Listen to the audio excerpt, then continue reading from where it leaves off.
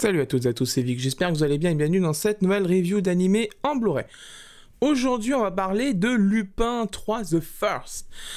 Ah, Lupin, je vous avais fait en review il n'y a pas longtemps l'édition Black Box de la série en TV que je vous avais présentée, qui a été remasterisée, etc., qui est une excellente édition. Je vous remets le lien de la review en haut à droite et en bas dans la description si la description fonctionne. On est face à un film d'animation qui, au moment de son annonce, je vais être très honnête avec vous, avait fait un peu polémique. Parce qu'en fait, tout simplement, il y a eu un choix qui a été fait, c'est au passage de la 3D, donc la 3D CGI, comme on dit. Ça n'a pas plu aux vieux de la vieille, comme on dit. Moi, j'étais sceptique, mais j'attendais de voir quand même, parce que des fois, on peut avoir des bonnes surprises, hein, mais des fois, on peut en avoir de très mauvaises. Genre ça, Seiya... Enfin, toutes les séries d'animation japonaises qui ont été adaptées en CGI, c'est très souvent, genre par exemple le dernier Ghost in the Shell disponible sur Netflix, 2084 je crois. Personnellement, je peux pas, je suis désolé, j'ai duré 2 épisodes. Là par contre, le style est quand même assez fidèle à l'œuvre originale, il y a quand même beaucoup d'efforts qui ont été faits, surtout au niveau de l'animation et du chara-design, il y a eu quand même des choses de bien qui ont été faites, donc... Je lui ai laissé sa chance, je n'ai pas pu le voir au cinéma parce que voilà, il y a eu le Covid, il y a eu plein de trucs, etc. comme ça. Mais il allait sortir en Blu-ray. Et donc voici cette édition Blu-ray disponible aux éditions AB. Alors, c'est l'édition collector que j'ai eue chez Anime Store. Je précise bien, vous allez comprendre pourquoi dans la suite de la review, donc vous écoutez bien, mais c'est une édition que j'ai eue chez Anime Store. Elle est encore en précommande chez Amazon, mais on va comprendre pourquoi. Du coup, Anime Store l'a expédiée tout de suite. Alors... édition collector qui, d'un point de vue visuel, ressemble trait pour trait, de toute façon, au niveau des visuels. Ça a été, je crois, imposé au visuel américain et aussi japonais. Là, le visuel que vous voyez, quand vous allez voir le film, vous allez comprendre tout de suite de quoi il s'agit. Donc, c'est, voilà, visuel assez doré, etc. Il y a quand même un élément qui m'a intrigué quand même quand je l'ai reçu.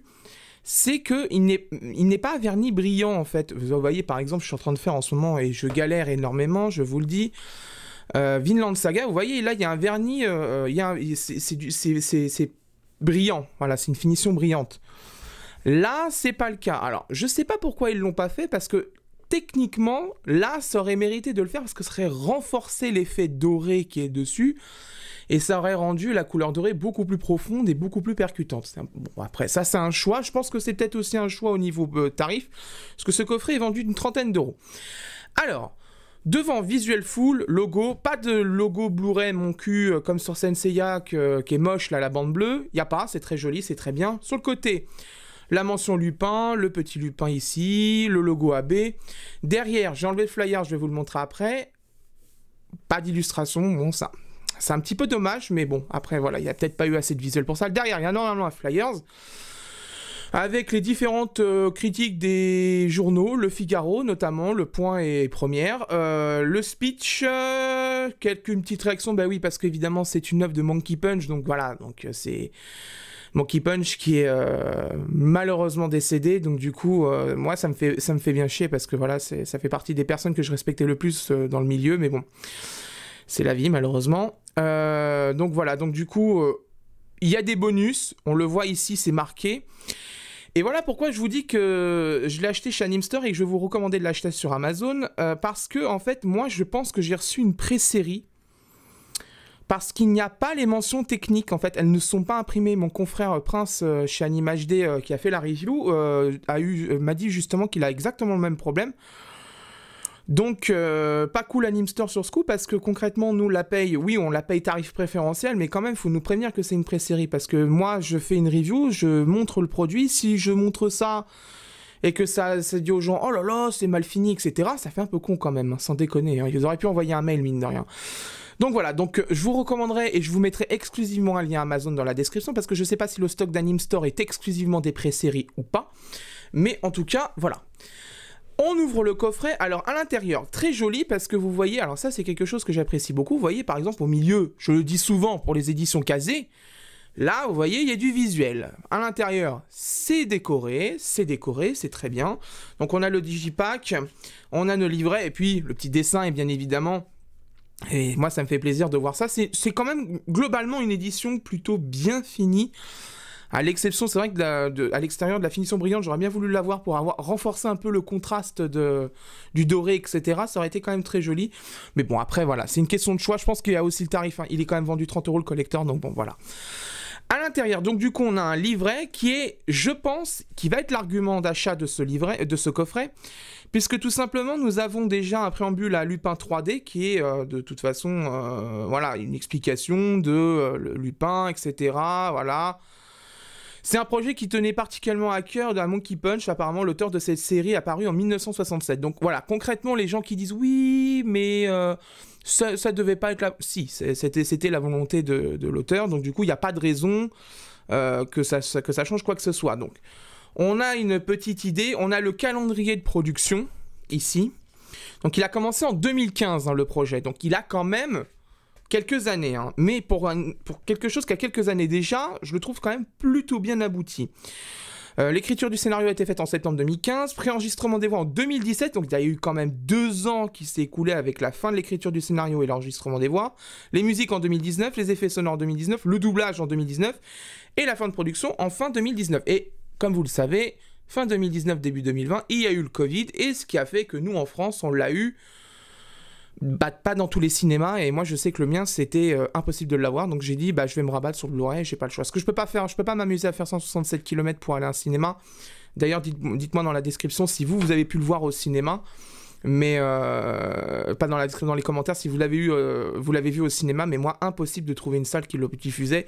La seule qui le proposait dans ma région, elle était à 167 km. On a les designs, enfin les illustrations des personnages en 3D, donc on a Lupin, Jigen, Goemon, Fujiko Mine, bien sûr, tous les personnages du film, etc. Je trouve quand même ce film, voilà, ça sent que c'est une mise en bouche de la 3D pour Lupin, c'est un test, concrètement. C'est vraiment un test, ça se voit, ils ne sont pas allés non plus dans un scénario ultra badass. Ça reste quand même un très bon film, vraiment, qui est bien. On s'ennuie pas dedans, il n'y a pas de problème. Mais voilà, je pense que c'est quand même une mise en bouche de la 3D pour voir comment ça passe. On a un entretien avec Takashi Yamazaki, qui fait déjà 2 pages. Il y a les notes de production. Donc ça, c'est plutôt cool. Et voilà, c'est pour ça que je vous dis que ça, c'est vraiment clairement l'argument de choix. Donc bien sûr, papier souple, etc., blablabla. Mais ces genres d'informations-là, à l'heure où maintenant, avoir vraiment des interviews, etc., ça commence... Enfin, c'est pas que c'est compliqué, c'est que, hormis Animeland, qui fait des interviews très poussées, ou Anime News Network US, c'est un peu compliqué quand même d'avoir des interviews, etc., ces derniers temps. À moins de les faire traduire les faire traduire en français, celles qui ont été faites au Japon, c'est quand même bien compliqué. On a un texte au sujet de la saga Lupin en France, bien sûr, bien évidemment, qui est très important parce que bon, quand même en France, Lupin a eu un bon accueil quand même, mine de rien. Donc bon, c'est quand même vachement cool. Et on a du coup les différentes personnes qui sont à l'origine de ce film. Bien sûr Monkey Punch, hein, qui est l'auteur, hein, bien sûr, né en 37, hein, d'ailleurs, ouais, c'est... Il nous a quitté le 11 avril 2019 à l'âge de 81 ans. Ouais, franchement, vous voyez, ça c'est une grande perte. Quand je l'ai appris, moi personnellement, ça m'a fait vraiment mal au cœur parce que, bah voilà, c'est le papa de Lupin, quoi. Donc, bon, bah ça fait mal au cœur. Hein.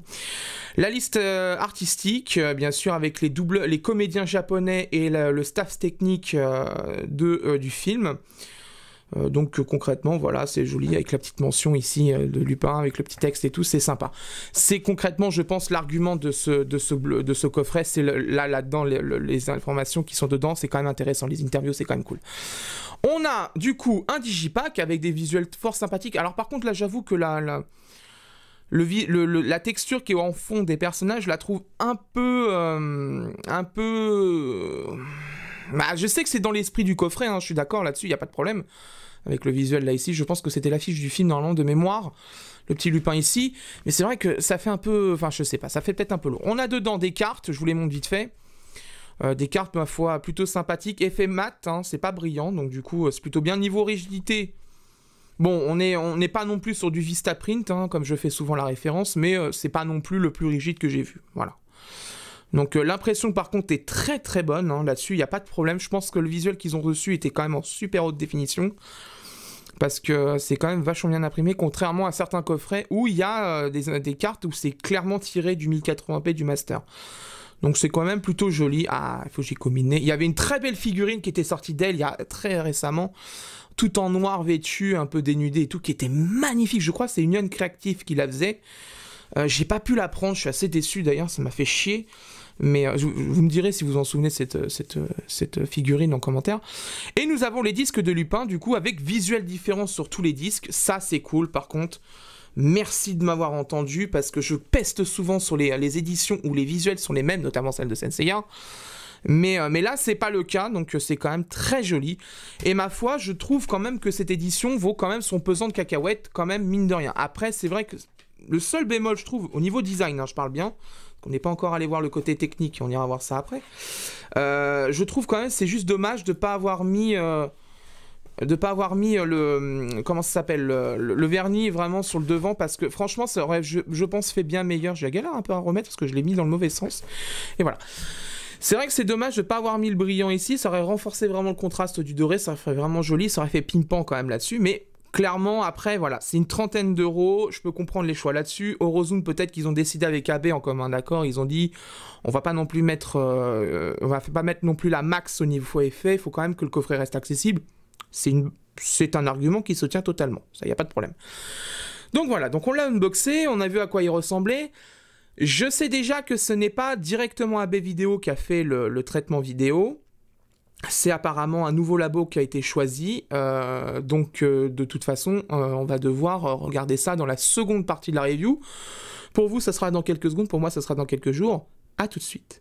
Bien, après avoir vu le Blu-ray, je peux vous donner mon avis. En ce qui concerne la définition, c'est une définition de 1901 par 1080, FPS de 23,976, une compression en H264 et un débit vidéo qui avoisine les 21 mégabits par seconde. Il est à noter aussi que la compression H264 est faite via le compresseur X264. Nous sommes face au premier pas de Lupin en animation 3D, vous savez, la fameuse 3D CGI. Alors comme expliqué il y a quelques années, l'animation 3D, si tant qu'on fasse pas trop de bêtises avec les paramètres de compression vidéo, ça reste quand même des compressions qui sont plutôt bonnes dans l'ensemble. Globalement, c'est cette édition française, la qualité vidéo est très bonne. Malgré les 21 mégabits par seconde en débit, franchement, c'est plutôt propre. L'encodage s'en sort plutôt bien, il y a quelques légères traces de color banding à des endroits très précis et très spécifiques, mais qui étaient aussi sur le Blu-ray japonais, donc c'est pas lié à la compression vidéo, c'était le cas aussi sur le Blu-ray japonais. L'utilisation d'X264 qui est pour beaucoup, à ses débits vidéo, il est le meilleur rendement au niveau qualité vidéo, il a vraiment, c'est lui qui l'a le meilleur rendement. Il n'y a rien à dire, il est vraiment très performant pour tout ça, à ce débit-là. Cette édition française se rapproche donc énormément de l'édition japonaise, et c'est tant mieux. D'ailleurs, je pense que cet encodage vidéo a été fait directement par les équipes d'Eurozoom, ou par un laboratoire choisi par Eurozoom. Les paramètres de compression ressemblent beaucoup à ceux des Blu-ray d'Eurozoom, donc à l'heure où j'écris ces lignes, malheureusement, j'ai pas eu de confirmation côté Eurozoom, mais ça semblerait être le cas. Au niveau du son, la VO et la VF, il y a deux pistes du coup qui sont séparées. Il y a une 5 points en DTS HDMA 24 bits 48 kHz, et en VO et VF, il y a aussi une stéréo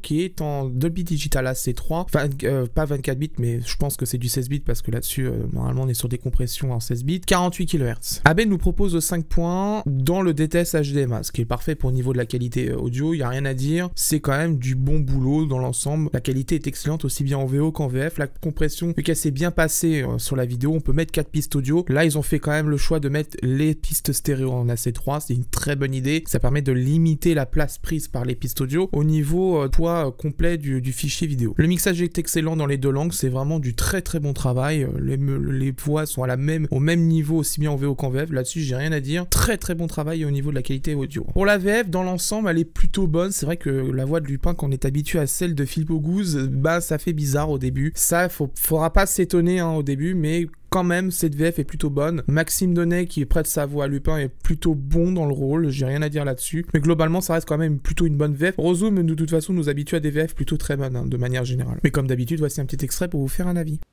Tu vois, je te l'avais dit. T'es pas faite pour ça. Salut. Moi, à ta place... Comment tu m'as retrouvé?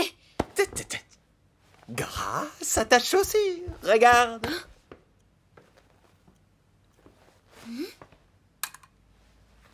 Waouh, c'est impressionnant tout ça.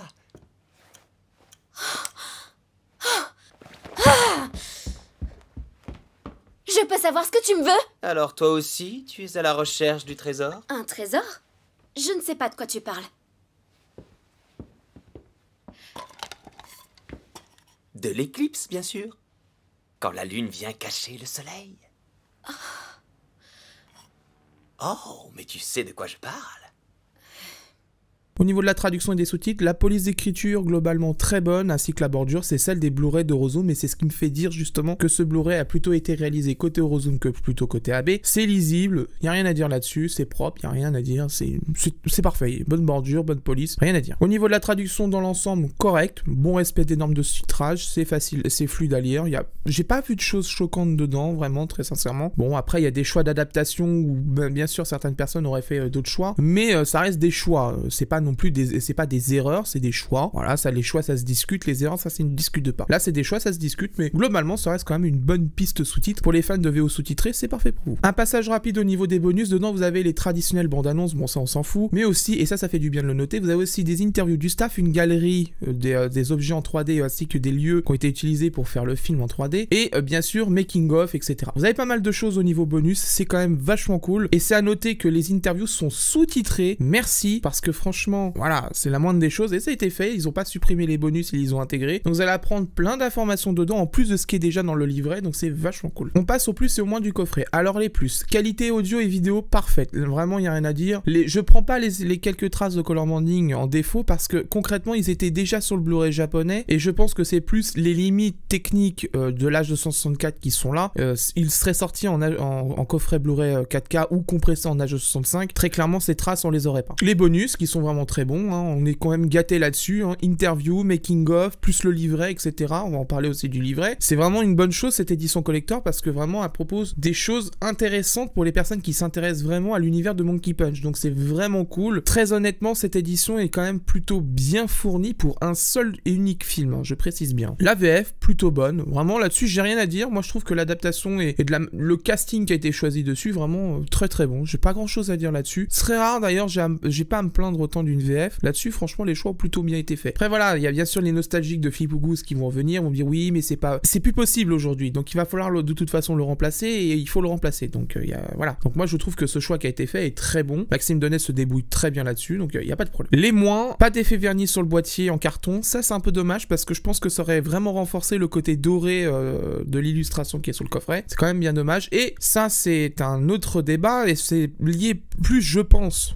Je n'ai pas encore la confirmation, j'attends que Amazon expédie les coffrets, et justement on va en parler après, les coffrets du film. Le flyer est incomplet sur mon édition que j'ai reçue d'Anime Store. Je pense très sincèrement que j'ai reçu une version pré-série, parce qu'ils ont déjà fait une expédition de coffrets qui n'était normalement pas possible de faire, c'était je crois les coffrets de Yamato, et le coffret par 2, normalement il fallait pas l'expédier tout de suite, ils l'ont quand même expédié, ce qui fait que les boîtiers sont un peu endommagés, parce que le contenu du coffret est trop épais, et le carton ne peut pas les accueillir. Donc il y avait un problème au niveau des cotes, donc du coup Dabex va être obligé de les corriger. Là, sur le coup, je sais pas s'il y a un remplacement du flyer, très sincèrement, je pense pas. Ça reste juste les spécifications techniques qui sont vides. Concrètement, c'est pas non plus la mort d'homme, mais il faut quand même le noter. Si vous souhaitez acquérir le film, il existe deux éditions. La première, c'est l'édition simple qui propose juste le film dans un boîtier plastique, vendu une vingtaine d'euros à peu près en moyenne. C'est les prix que j'ai vus à peu près sur le net. Et l'édition collector que je vous présente aujourd'hui, qui elle est vendue pour une trentaine d'euros en moyenne. Au vu de la qualité de cette édition, que c'est Lupin, que c'est quand même un très bon film, du livret à l'intérieur, et que en plus là, le boulot est quand même bien fait, je vous recommande l'achat de cette édition collector, mais sur Amazon, car je pense que mon édition que j'ai eue vraiment à Anime Store, c'était une pré-série, et je vous recommanderais donc pas de le prendre pour l'instant chez Anime Store, et je ne mettrai pas de lien en description pour ça. Voilà, c'est la fin de cette review, j'espère qu'elle vous a plu. Prochainement, je vais être très honnête avec vous, Vinland Saga, c'est très compliqué. Elle va sortir cette review, je l'ai décalée pour à peu près début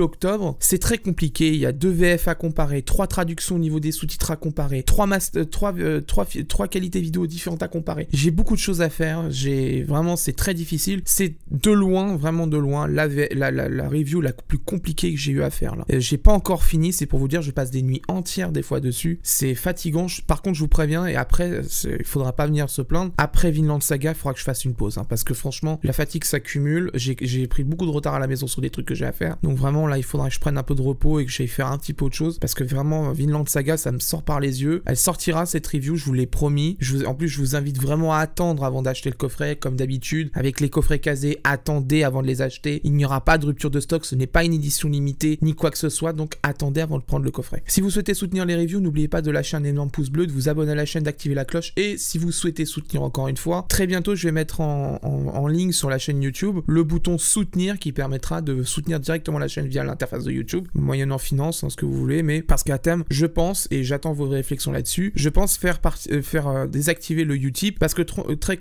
concrètement, il n'y a plus la la contribution par les publicités sur la plateforme. Et en plus, moi, le support, très sincèrement, j'en ai marre. Parce que quand j'ai des problèmes avec la plateforme, je suis obligé de les contacter. J'attends des fois 15 jours pour avoir une réponse. Moi, je trouve ça pas acceptable. Et personnellement, je ne vois pas l'intérêt depuis que les pubs sont supprimées de YouTube. C'était la grande force de la plateforme. Maintenant, aujourd'hui, ça a disparu. Donc concrètement, je vais y réfléchir. Et pour l'instant, il reste en ligne. S'il est désactivé, vous le verrez. De toute façon, si vous cliquez sur le lien, ça vous dira que la page est désactivée. Mais là, pour l'instant, il est encore en ligne. J'attends de voir comment ça va se passer. Mais voilà, pour l'instant, je vous préviens, il y a d'autres choses qui vont arriver, etc. Quant à moi, je vous laisse et d'ici là, portez-vous bien. Ciao.